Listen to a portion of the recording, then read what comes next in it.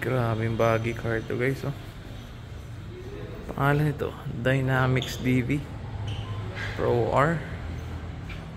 Ayan, suspension niya guys. Ah, gaano kalaki yan?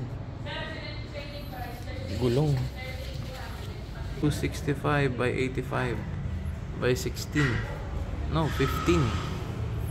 Maliit lang yung ano niya, pero laki ng gulong. Lapad 255 85.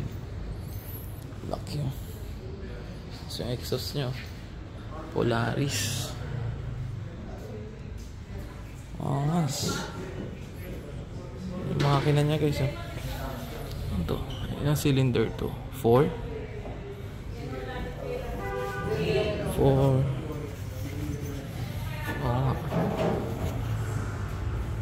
cylinder.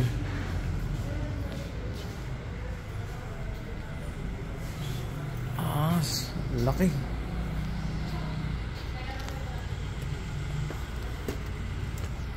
Ano to? Trip RZR. May hawakan doon para hindi ka mauntog, oh. Roll cage. So, seatbelt nya guys, oh. Ganda na seatbelt, oh. Stig.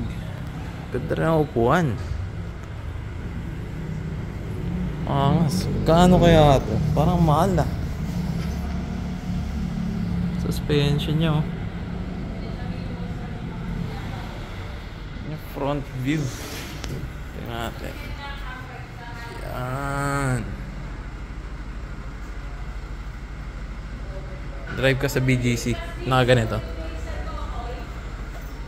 Angas man. Titinginan ka. Idol. Pabomba naman dyan.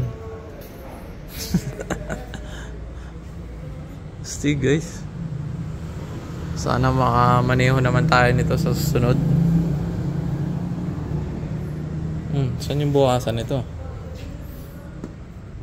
Walang bukasan guys. Dito ata yung open mo pa yun.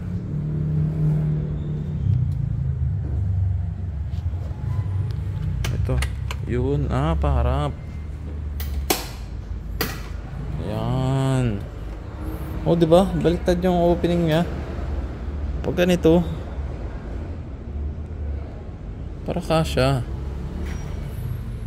Oh. Automatic ba? Walang clutch. Oo nga, automatic. Park, rear, neutral, low, high. Stig.